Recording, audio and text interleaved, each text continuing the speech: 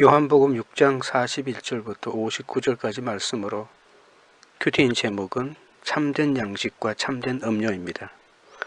사람들은 오병이어의 표적을 보고도 어떻게 주의 백성이 되는지 관심이 없고 내 필요를 채우는 데만 급급합니다.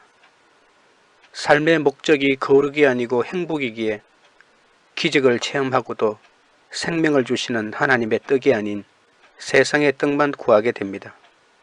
그러나 성도는 자신의 소원이 아닌 하나님의 소원을 이루고자 예수님을 믿어야 합니다. 예수님은 하늘에서 내려 세상에 생명을 주는 하나님의 떡이 아닙니까? 세상 떡은 우리 몸에 잠시 양분을 공급하지만 그 좋은 떡을 아무리 많이 먹어도 그 몸은 죽음을 피하지 못하고 결국 죄인은 영원한 형벌에 처할 수밖에 없습니다. 그러나 생명의 떡이신 예수님께 나아가는 자는 결코 줄이거나 영원히 목마르지 않습니다. 성도들은 고난 가운데 장차 임할 하나님의 영광을 바라고 즐거워할 뿐만 아니라 인내와 연단과 소망을 이루어 나가야 하죠. 오늘 본문에는 예수님은 자신이 하늘에서 내려온 떡이라 하자 유대인들이 수군거립니다. 그러나 예수님은 이스라엘 조상들은 광야에서 만나를 먹어도 죽었지만 인자의 살을 먹고 피를 마시는 자는 예수님 안에 거하고 나로 말미암아 영원히 살 것이라고 약속해 주십니다. 첫째는 수군거리는 유대인들입니다. 41절부터 42절입니다. 자기가 하늘에서 내려온 떡이라 하심으로 유대인들이 예수에 대하여 수군거려 이르되 이는 요셉의 아들 예수가 아니냐? 그 부모를 우리가 아는데 자기가 지금 어찌하여 하늘에서 내려왔다 하느냐? 유대인들은 예수님의 표적을 보고 그 의미에 대한 설명을 들어도 믿지 못했습니다. 요한복음에서 유대인은 예수님을 무조건 반대하는 사람들입니다. 예수께서 스스로 하늘에서 내려온 떡이라고 하시는 말씀을 듣고 그분의 출신을 잘 알고 있던 유대인들은 강한 거부 반응을 일으킵니다. 그들은 예수님의 가문과 부모를 잘 알고 있었습니다. 이렇게 인간적인 배경과 세속적인 기준으로 예수님을 판단하고 있기 때문에 그들은 예수님의 말씀도 폄하하고 배척했던 것입니다. 인간적이고 세상적인 가치관에만 머물러 살아가는 사람들에게는 예수님은 도저히 이해할 수 없는 존재입니다.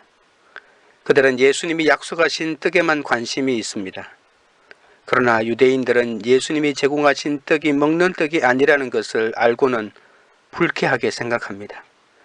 예수님이 자신들이 뻔히 아는 나사렛 목수의 아들이기에 그분을 자신들이 기대한 메시아로 도저히 받아들일 수 없는 것이었죠. 예수님의 말씀을 들으면서도 예수를 요셉의 아들로만 알고 있기 때문에 자신들의 생각을 절대 바꾸려 하지 않았습니다. 하나님 나라는 이 땅의 논리와 가치관으로 이해할 수 없습니다. 그래서 유대인들은 예수님의 말씀을 들을수록 화가 났습니다. 43절부터 44절입니다. 예수께서 대답하여 이르시되 너희는 서로 수군거리지 말라. 나를 보내신 아버지께서 이끌지 아니하시면 아무도 내게 올 수 없으니 오는 그를 내가 마지막 날에 다시 살리리라. 예수님은 그들에게 너희는 서로 수군거리지 말라고 하십니다.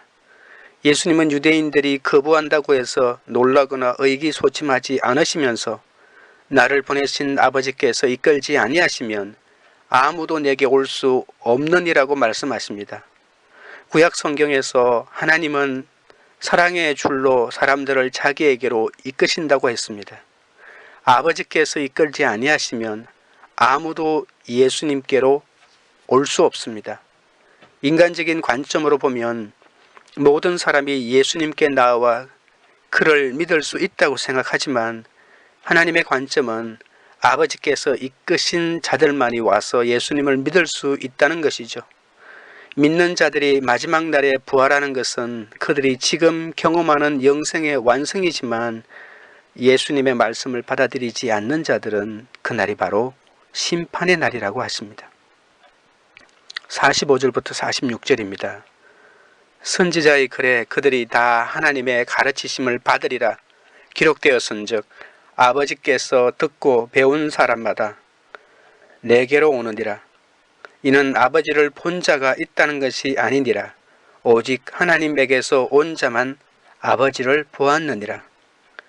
예수님은 이사야 54장 13절에 내 모든 자녀는 여호와의 교훈을 받을 것이니 내 자녀에게는 큰 평안이 있을 것이며 라고 하는 이 말씀을 인용하십니다. 바벨론 포로에서 회복하실 때 유대인들에게 임할 복이 여러 개 있는데 그 중에 하나가 바로 이 본문 가운데 있는 것이죠. 내 모든 자녀는 여호와의 교훈을 받는다는 것이 하나님이 우리 가운데 허락하신 큰 복입니다. 하나님께 듣고 배운 사람마다 내게로 온다는 말은 이제 하나님의 아들인 예수님의 가르침을 듣고 배우는 것이 곧 아버지에게 듣고 배우는 것과 마찬가지라는 것이죠. 예수님은 사람들이 그에게 오는 것이 왜 중요한지를 설명하십니다. 아무도 하나님을 보지 못했습니다. 그 어떤 사람도 하나님을 보여줄 수 없습니다. 모세도 하나님을 직접 보진 못했습니다. 오직 하나님에게서 온 자만이 아버지를 보았습니다. 그래서 아버지 하나님을 보려면 오직 예수님에게 나오는 길밖에 없는 것이죠. 하나님의 말씀을 듣고 배운 사람은 예수님께 나오게 됩니다. 그러나 말씀을 듣기만 하고 들은 말씀을 적용하지 않으면 금세 마음이 굳어질 따름입니다. 결국 하나님의 말씀을 배우고 적용하는 것은 예수님을 인격적으로 알아가는 것이죠. 이 땅의 현실에만 관심을 갖고 세속적인 가치관으로 사는 사람은 영적인 일을 잘 깨달을 수 없습니다. 아무리 화를 내고 예수님을 비방해도 아버지께서 이끄시는 자는 예수께로 올 수 있습니다. 택한 자는 아버지의 말씀을 듣고 자기 죄를 들여다보는 것이죠. 그래서 예수님께 나올 수밖에 없는 것입니다. 이것이 하나님이 이끄시는 자의 특징입니다. 적용 질문 드립니다. 사람들을 구원의 관점으로 보지 않고 학벌과 외모 등 겉모습으로 판단하고 있는 것은 무엇입니까? 둘째는 세상의 생명을 위한 내 살입니다. 47절부터 50절입니다. 진실로 진실로 너희에게 이르노니 믿는 자는 영생을 가졌나니 내가 곧 생명의 떡이니라. 너희 조상들은 광야에서 만나를 먹어서도 죽었거니와 이는 하늘에서 내려오는 떡이니 사람으로 하여금 먹고 죽지 아니하게 하는 것이니라.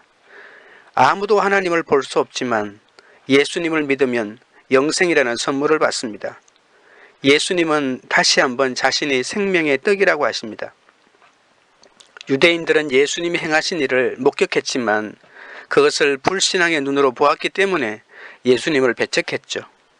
이에 예수님은 이스라엘 백성이 출애굽 이후에 광야에서 특별한 양식인 만나를 먹어서도 죽었다는 것을 말씀해 주십니다. 광야에서 내린 만나와 생명의 떡은 그 효력과 결과에 엄청난 차이가 나죠.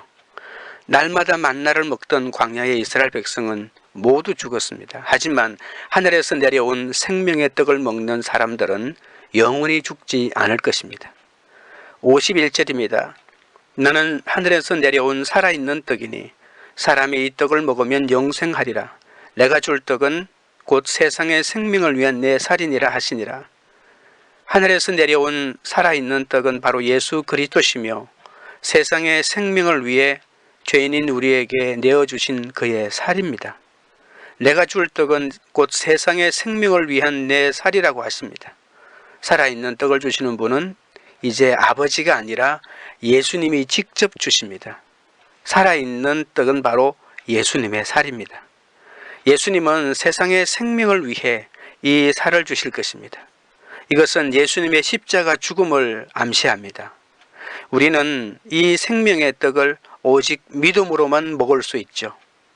예수님은 육신이 되신 로고스이며 오직 다른 사람들이 생명을 얻도록 자기 생명을 주심으로써 죄 많은 세상을 위한 생명의 떡이 되십니다. 이 말씀은 그리스도와의 연합과 성만찬을 의미하기도 하죠. 생명의 떡이신 예수님을 나의 주로 영접함으로 나를 위해 생명을 내어주신 예수님의 사랑을 믿으며 살아가라는 그런 뜻입니다. 이제 예수님은 더는 유대인만을 위한 메시아란 편협한 생각을 깨뜨려야 합니다. 우리가 날마다 하나님의 말씀을 묵상하는 것은 생명의 떡을 먹는 것이고 그것이 바로 영생을 얻는 그 길이죠. 이스라엘 백성이 험한 광야에서 만나를 먹고 살아갈 생명과 능력을 얻었듯이 나를 위해 자신의 몸을 생명의 양식으로 내어주신 예수 그리스도를 믿고 온전히 받아들이는 자는 광야와 같은 이 땅을 살아갈 새 힘과 기쁨을 얻게 됩니다. 적용 질문 드립니다. 광야와 같은 삶 속에서 하루만 지나도 사라지게 될 것임에도 내가 의지하고 있는 만나는 무엇입니까? 셋째는 인자의 살과 피입니다. 52절입니다. 그러므로 유대인들이 서로 다투어 이르되 이 사람이 어찌 능히 자기 살을 우리에게 주어 먹게 하겠느냐. 예수님이 자신의 살은 참된 양식이며 피는 참된 음료라고 하시면서 그 살을 먹고 피를 마시는 자는 영원히 살 것이라고 하십니다. 예수님의 말씀을 듣는 유대인들은 예수님의 말씀을 이해하지 못한다고 했죠. 왜 유대인들이 서로 다투었는지는 알 수 없지만 아마도 어떤 유대인들이 예수님의 말씀이 맞다고 하지 않았을까요?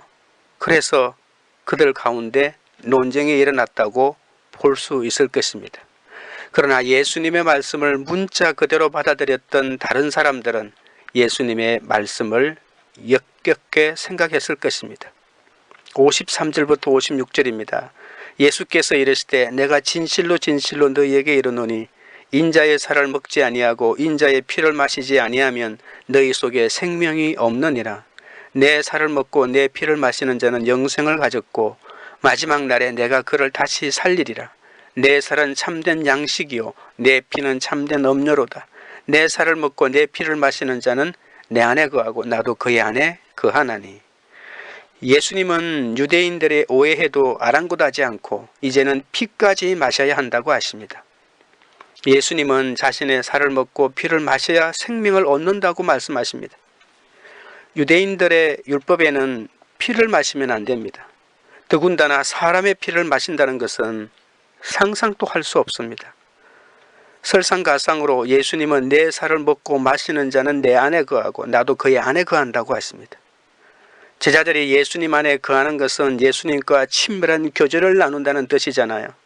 그만큼 제자들이 예수님의 말씀에 순종해야 한다는 것인데 유대인들이 알아들을 리가 없습니다. 유대인들은 예수님의 말씀을 문자적으로만 이해하기에 예수님의 비유를 듣고도 오히려 더 혼란스러워했습니다. 예수님의 살과 피는 우리가 심판에 이르러 멸망하지 않고 영생과 구원을 얻도록 세상 죄를 진 유월절의 어린 양이 되어 십자가에서 육신이 찢기고 피를 흘리신 것을 나타내잖아요. 그 살을 먹는다는 것은 예수님과 하나 되는 연합을 의미하고 예수님을 믿는다는 것인데도 말입니다. 57절부터 59절입니다. 살아계신 아버지께서 나를 보내심에 내가 아버지로 말미암아 사는 것 같이 나를 먹는 그 사람도 나로 말미암아 살리라. 이것은 하늘에서 내려온 떡이니 조상들이 먹고도 죽은 그것과 같지 아니하여 이 떡을 먹는 자는 영원히 살리라. 이 말씀은 예수께서 가버나움 회당에서 가르치실 때에 하셨느니라. 예수님의 살을 먹고 피를 마신다는 것은 곧 예수님을 믿고 삶의 모든 영역에서 믿음으로 살아가는 것을 뜻합니다. 먹고 마신다라는 이 표현은 사람들이 믿음으로 그의 죽음을 개인적으로 받아들여 영생의 효력을 얻게 됨을 생생히 묘사한 것이죠. 믿는 사람은 예수님이 그들에게 주시는 영생을 경험합니다. 이제 예수님이 자신의 살을 먹고 자신의 피를 마신다라고 하지 않고 바로 자신을 먹어야 한다고까지 말씀하십니다. 예수님은 하늘에서 내려온 참떡이십니다. 출애굽 당시 하늘에서 내린 떡인 만나도 사람들에게 영원한 생명을 주지는 못했습니다. 그러나 예수님은 자기를 먹는 사람은 영원히 살 것을 약속하십니다. 하늘에서 내려온 산떡이신 예수님은 우리를 위한 대속의 희생을 치르심으로 그 이름을 믿는 모든 사람에게 영원한 생명을 주십니다. 믿는 자는 예수님과 함께 부활하여 영생을 누리게 될 것입니다. 이런 사람은 하나님과의 관계 속에서 지금 영생을 경험하고 이런 관계는 죽음이 와도 끊어지지 않습니다. 예수님의 사명은 그 대속의 죽음으로 세상이 구원받게 하고 그의 살과 피를 먹고 마시는 자들, 곧 예수님을 구주로 믿는 자들을 마지막 날에 다시 살리는 것이죠. 생명의 양식을 먹고 하나님의 아들을 믿는 자는 영생을 누리게 됩니다. 하늘에서 내려온 참 산떡이신 예수님은 그분을 믿는 모든 사람에게 영원한 생명을 주십니다. 그래서 참된 만나이신 예수님의 살과 피를 먹고 마시는 것은 예수님과 함께 죽고 함께 살아나는 것이죠. 이렇게 우리가 예수님과 연합하여 그분 안에 거할 때 하나님의 유업을 잇는 상속자로 살아가게 됩니다. 적용 질문 드립니다. 예수님의 희생으로 내가 살아난 것처럼 인자의 살과 피를 전해주어 마지막 날에 함께 살아나야 할 사람은 누구입니까? 기도드리겠습니다. 하나님 아버지, 예수님을 믿는다고 하면서도 세상적이고 기복적인 가치관에 사로잡혀 있다 보니 말씀을 온전히 깨닫지 못했습니다. 하루만 지나도 사라지게 될 만나와 같은 세상의 것들을 의지하며 방종하게 산 모든 죄를 용서하여 주시옵소서. 말씀을 들으면서도 인간적인 생각이나 편견으로 도리어 말씀을 판단하는 어리석음을 범하지 않도록 불쌍히 여겨 주시옵소서.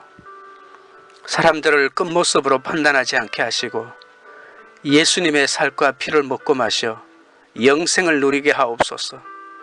육신의 양식을 얻는 것에만 마음이 사로잡히지 않게 하시고 말씀이 육신이 되어 우리 가운데 거하신 예수님을 믿고 그 말씀을 양식으로 삼아 살아가게 하옵소서.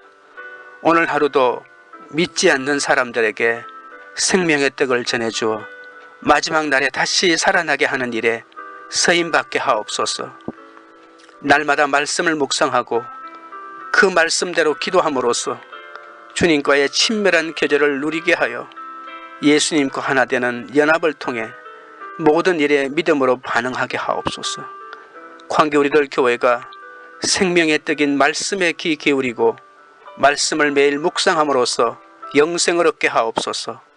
그리하여 이 땅에서도 영생을 누리는 삶을 살도록 인도하옵소서. 이제는 겉사람을 위해 살지 않고 속사람을 위해 사는 공동체가 되게 하옵소서. 예수님의 살과 피를 먹고 마심으로 주님 안에 거하고 마지막 날에 다시 살아나는 이 민족이 되게 하여 주시옵소서. 예수님의 이름으로 기도드립니다. 아멘.